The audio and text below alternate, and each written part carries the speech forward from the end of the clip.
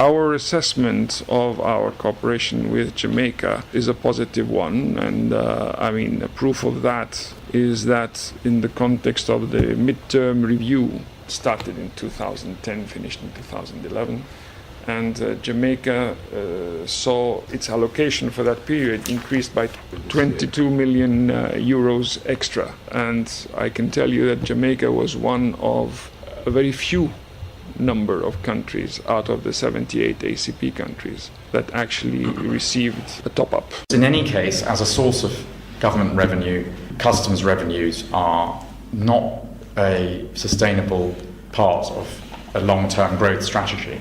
And the reason is because if you're taxing exports, you're penalising your own exporters, and on imports, you're often also penalising your own producers, because they're having to import inputs in order to produce their final products. And in any case, you can offset any loss that there might be initially in customs revenue through the bigger tax take that you're going to get from growth. They are organising a London Engage event during the Olympics, and they'll be bringing over Jamaican and other Caribbean artists precisely to try to, emerging talent, not established names, to try and help them secure contracts and get interest in music, fashion, cuisine, a couple of other areas.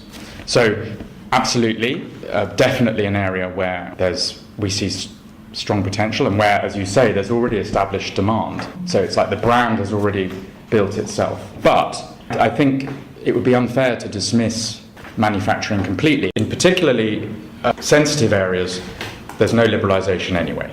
So let's not forget that there are key products where they're just excluded from liberalisation.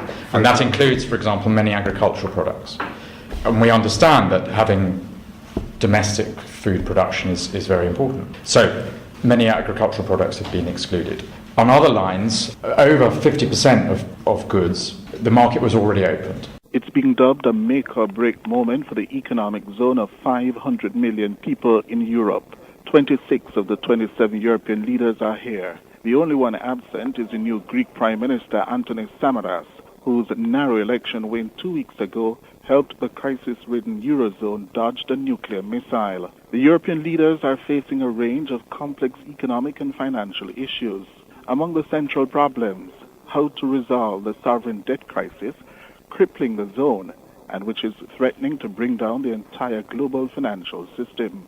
Two of its largest economies, Spain and Italy, need help now if they are to survive much longer. The European crisis, which has been dragging on for more than 2 years, has reached a point of no return. Confronting the EU leaders is a stark choice.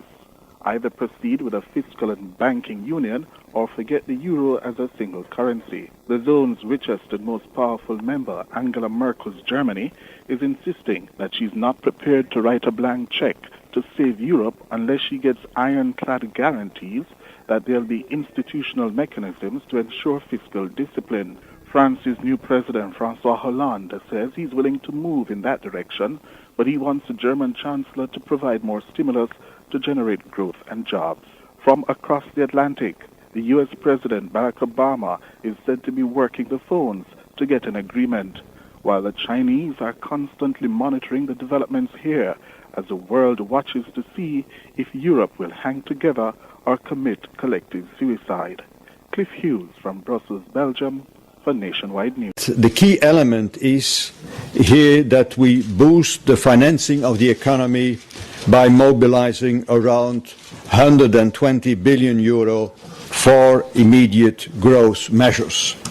A 10 billion euro increase of the capital of the European Investment Bank will increase the bank's overall lending capacity by 60 billion, and this money must flow across Europe, not least to the most vulnerable countries, and help companies grow themselves out of the crisis.